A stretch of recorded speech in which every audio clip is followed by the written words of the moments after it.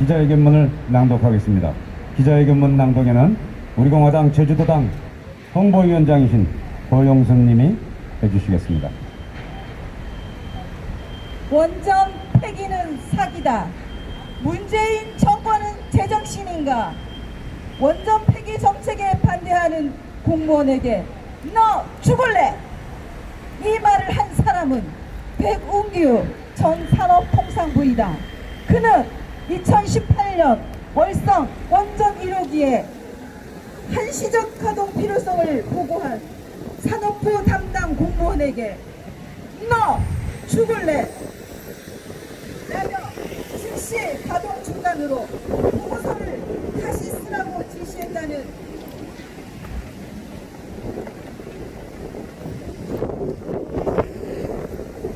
관련자 진술을 감사원이 확보했음이 10일 알려졌다.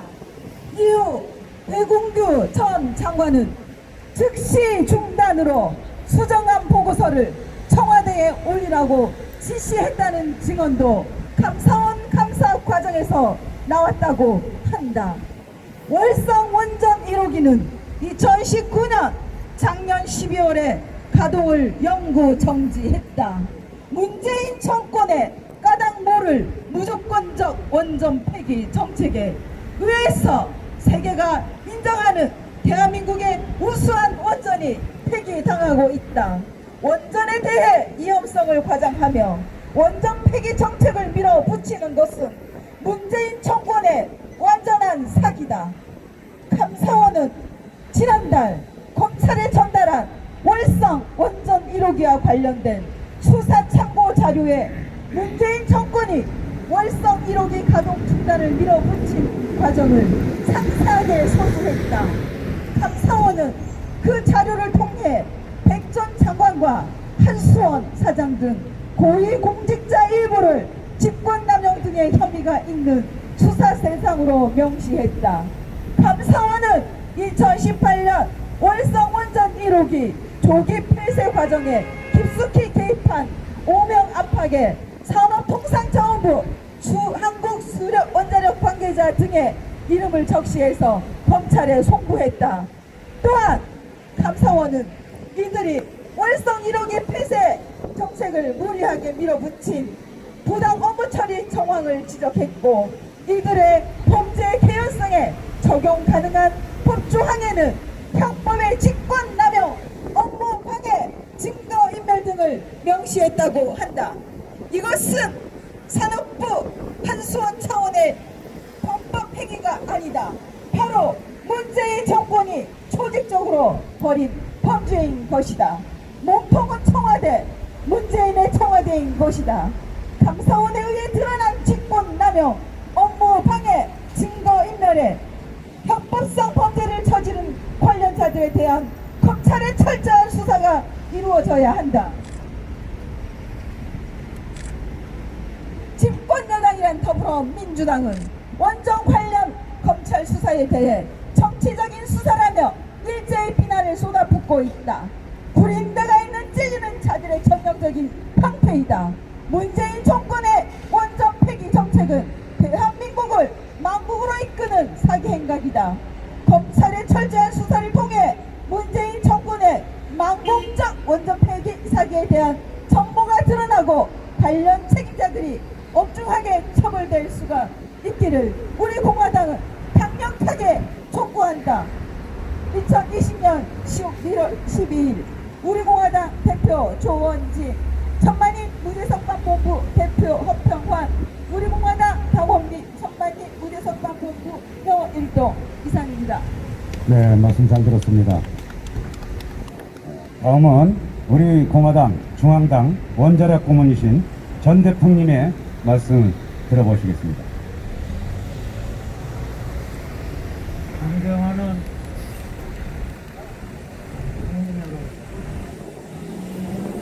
사랑하는 코리토 시민 여러분, 오늘 다시 여러분 앞에서 우리나라 원자력 장비 처한 애처로운 애달픔을 호소하게 된 것을 참으로 안타깝게 생각합니다. 저는 1966년 군 복무를 마친 후 당시 원자력원 원자력 발전과에서 사회생활의 촉발을 내딛는 다음 그 55년간 원자력원과 한국전력 그리고 원자력 관련 일반 기업에서 평생을 공직해온 사람입니다. 제가 원자력을 시작할 때쯤 우리나라의 국민소득은 채 1인당 100불이 안 되었습니다.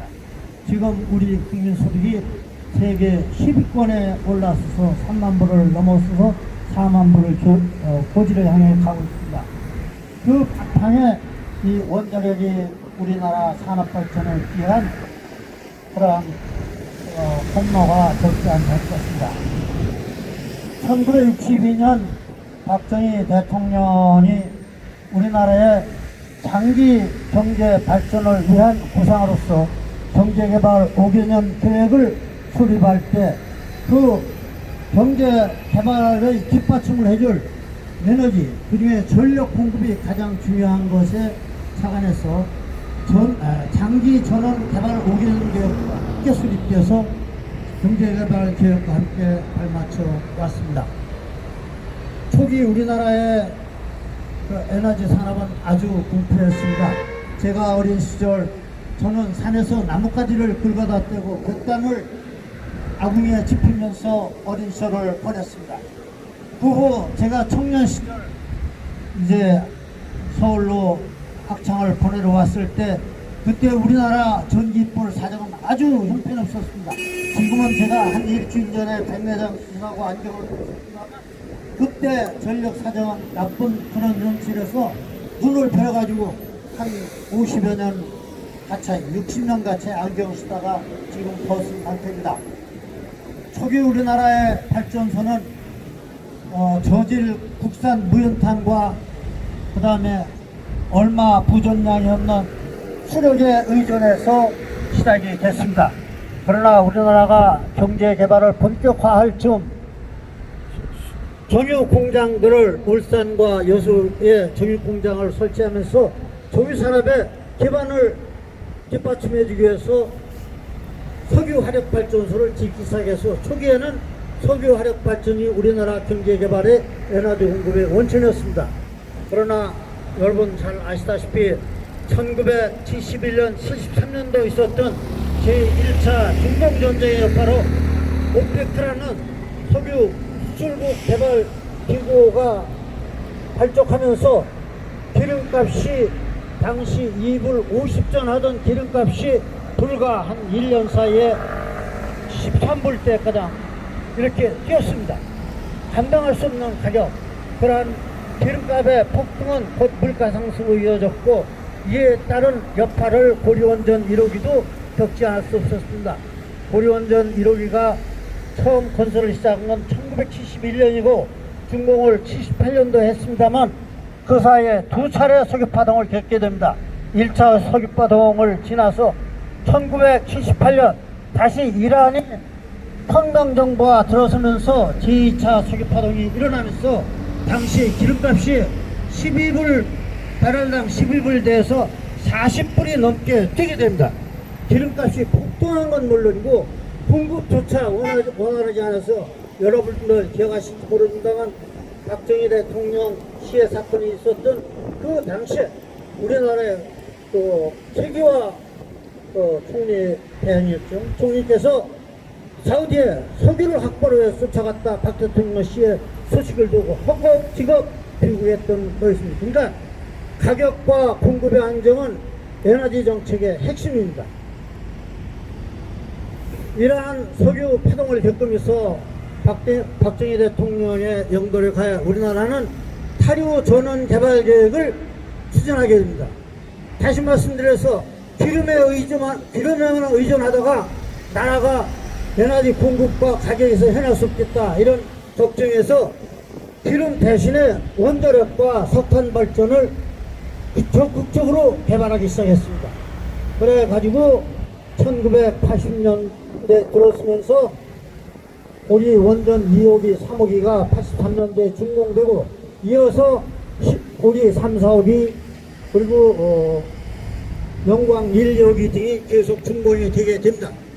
그 그 과정에서 나타난 문제점이 어떤 거였냐 하면 보리원전 1, 2호기는 60만 킬로와트급 웨스팅하우스 가압 경수령이었고 월성원전 1호기는 70만 킬로와트급 가압 중수로용 카나다형 원자로였습니다. 또 울진원자력 1, 2호기는 불란서에서 공급한 90만 킬로와트급 가압 경수로였습니다. 이와 같이 각각 공급자가 다르고 또 용량이 다르면은 그 취급하는 기술자들이 굉장히 어려움을 겪게 되고 국내에서 부품 산업을 일으키기에도 많은 애로가 있음을 알게 됐습니다. 그래서 저희가 1984년 이때부터 적극적으로 원자력 발전과 석탄 화력 발전을 표준화해 가지고 하루빨리 이거를 국산화해서 국내 기술 기반을 가져야겠다 이런 각오에 저희가 영광원자력 3, 4, 5기를 시작할 때는 당시로서는 어마어마한 대가인 1억여 불의 기술료를 지급하면서 가장 기술을 완전히 이전한다는 전제하에 영광 3, 4, 5기를 기술할인 모델로 추진하게 됐습니다. 그 결과 우리나라는 1990년대 중반에 원자력 발전 기술 자립을 이룰 수 있는 성과를 거두고 이에 더해서 한국형 원전을 140만 킬로와트급 한국형 원전을 개발해서 이 원전이 신고리 3, 4, 5기 또 현재 오류폭이 이렇게 건설되고 있습니다만 여러분들 잘 아시다시피 우리나라 역사상 가장 큰 200억 불의 원전 4기 수출을 아랍 토호국 연맹국의 UAE에 수출하는 데 가장 이뤘고 이 UAE에 수출하는 원전은 이제 건설을 마무리하고 지금 발전을 시작해서 준공 단계에 들어와 있습니다. 이 원전은 우리 기술로 자립해서 개발한 원전이고 세계적으로도 인정을 받았습니다. 유럽의 까다롭기 짝이 없는 유럽의 전력 회사들의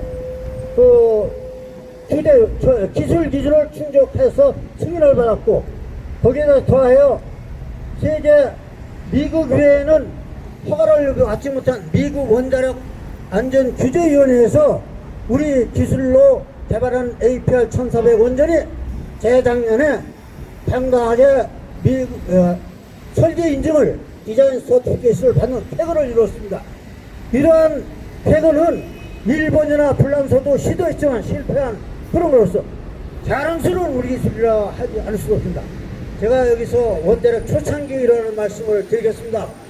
1968년 4월 제가 보리원전 1호기 도입을 위한 우리 정부 정책을 기한할 때 당시 실무자 말단 공무로서 그 당시에 염두에 뒀던 것은 원전 기술 자립을 통해서 우리가 에너지 자립과 경제적인 전력을 공급하고 또 청정한 그러한 전력을 공급한다는 그러한 자부심을 가지고 실무에 임했던 기억이 있습니다.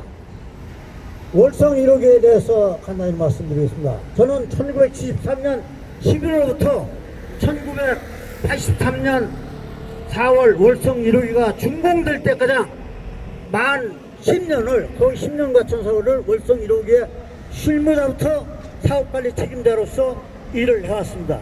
그 이후 1986년부터는 월성 원자력 발전소 소장을 지내는 그러한 영광을 누리게 됐습니다. 월성 원자력 1호기는 우리가 가지고 있는 다른 원전과 달리 천연 우라늄을 사용하는 원자로서 운전 중에 연료를 계속 교체할 수 있는 그런 설계 특성 때문에 발전소 정비를 위한 정지 이외에는 항상 발전소 가동이 365일 가능하고 실제 카나다에서는 브루스 원전 4기가 최근에 4호기가 최근에 800일 넘게 연속 운전한 대기록을 세운 훌륭한 원전입니다. 이런 원전이 저희가 초기에는 석유 파동 과정 중에 건설된 것으로서 여러가지 불실한 그런 기사들 때문에 어려움을 많이 겪고 시운전 과정에 어려움을 겪었지만 1986년 제가 월성원전 1호기 소장을 할 때에는 세계 원전 400여 기 중에서 이용률 세계 1위를 차지한 그러한 원전입니다. 월성원전 발전소 1호기 그 정원에 가면 지금도 그 당시 세계 원전 가동률 1위 기념탑이 버젓이 서 있습니다. 이러한 원전을 택도 없이 경제성이 없느니 뭐 이용률이 나쁘니 또는 주민 수용성이 안 좋으니 또 안전성이 안 좋으니 이런 허망한 얘기들을 해가면서 이 문재인 대통령 말 한마디에 그냥 법도 아무런 대책도 없이 폐지한 것이 이게 나라가 이런 나라가 제대로 된 나라입니까? 저는 정말로 우라통이 터져서 다른 말씀을 드릴 수가 없습니다. 월성원전 1호기 저희 정말 거의 한 젊은 시절에 한 토막을 보낸 그런 발전소로서 여러분들께 자랑스럽게 얘기할 수 있고, 특히 월성원전 1호기가 있는 경주지역은 다른 4개 원전지역 중에서 가장 원전에 대한 이해도가 높아서 여러분들 잘 아시다시피 노무현 대통령 시절에 그 어려움을 겪던 중저준위 방사성 폐기물 처분장 부지를 주민투표를 통해서 유치할 때 경주지역에서 가장 높은 찬성 투표를 나와서 거기에 지역 주민들의 동의를 받아서 유치한 원전입니다. 또 지난해 월성원전 발전소에 있는 지금 사용후 해결료 저장시설이 모자라가지고 그 밖에 건식 저장시설을 추가로 건설해야 하는데 많은 환경단체들이 달라붙어가지고 회방지를 놓는데 주민투표 결과 절대다수의 찬성표를 얻어서 주민동의하에 그 방사성 중전위 방사성 폐기물 처분장을 유치한 그러한 지역민들의 그런 동의가 있었던 지역입니다. 이러한 지역에 뭐 완전성에 대한 우려니 주민들의 뭐 반대니 또는 경제성 월성원전 1호기에 우라늄 연료는 천연 우라늄을 쓰기 때문에 일반 경술에 쓰는 원전보다도 가장 값싼 연료입니다. 연료 자체는 발전소를 지을 때는 중수가 대량 들어가기 때문에 짓는 값은 비싸지만 연료는 천연우라늄 수입해서 우리 대덕에 있는 그 해결료 주식회사 공장에서 이런 걸 가공을 해가지고 연료를 만들기 때문에 원가가 아주 저렴합니다. 발전소가 잘 돌아가는 발전소 만들기 위해서 거의 7천억 원의 돈을 들여서 우리나라 정부의 합법적인 규제기관인 원자력 안전 규제위원회 승인을 받아가지고 10년 연장운전 승인을 받아 운전하는 발전소를 그 연장운전 승인기간이 6년이 남은 시점에서 대통령 말 한마디로 제도적인 검토 없이 폐쇄한다는 이거는 어느 도단이고 있을 수 없는 얘기입니다. 국민 여러분, 사랑하는 서귀포 시민 여러분, 저는 오늘 여러분들한테 참 하고 싶은 말씀이 많습니다만 시간 관계상 제 울분을 토로하는 것을 제 분한 마음을 여러분께 호소하는 것을 대신해서 말씀을 마무리합니다. 감사합니다. 네, 말씀 잘 들었습니다. 원전 전문가의 말씀을 들었습니다.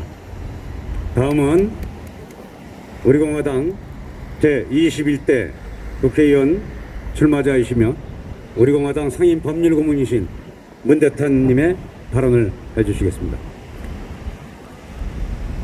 친애하는 대한민국 국민 여러분, 사랑하는 앞으로 여러분이 발전해야 할 서귀포 시민 여러분, 여러분은 방금 우리나라 원자력계의 원로이시며 최고 전문가이신 전재풍 선생님의 말씀을 들었습니다. 이 연설을 듣고 속이 뒤집어지지 않는다면 어떻게 그런 사람을 애국심이라고 하겠습니까? 나라를 망치고 법을 뭉개고 월성 1호기가 경제성이 없다고 거짓말을 하라고 지시하는 이런 썩은 정권을